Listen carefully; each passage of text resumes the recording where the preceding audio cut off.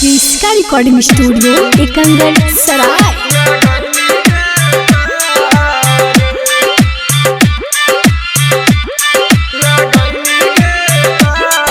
Presented by Kriska films. बाबू सोना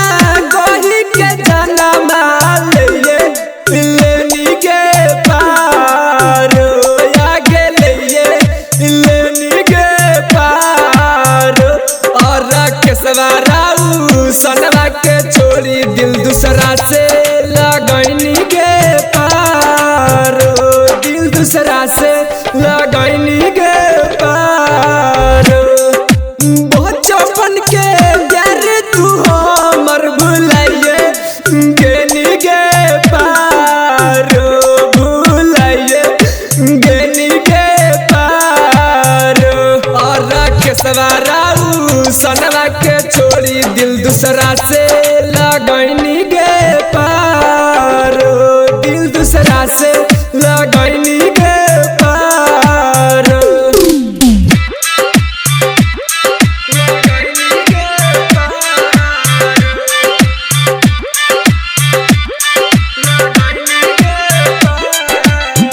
क्रिस्का recording studio Ekangar सराय। हमारा में कौन कमी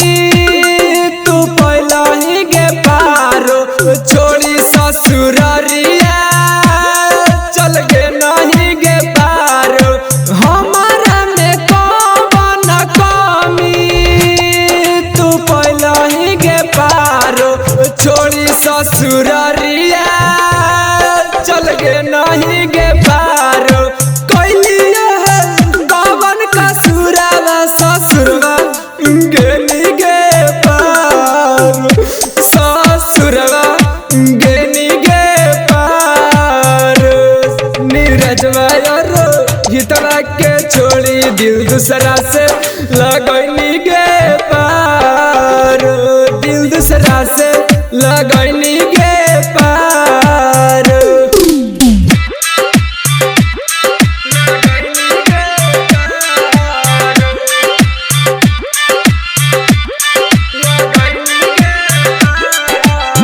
क्रिस्का रिकॉर्डिंग स्टूडियो एकंगर सराय। सोचल नहालियो के पारो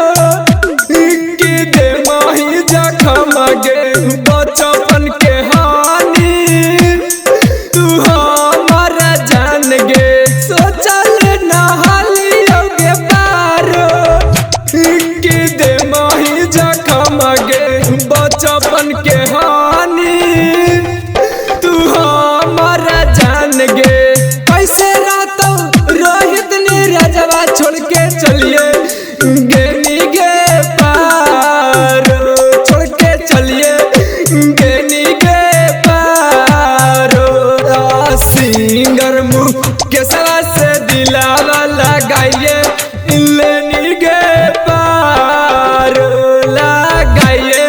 लेनी के पारो क्रिस्का रिकॉर्डिंग स्टूडियो एकंगर सराय।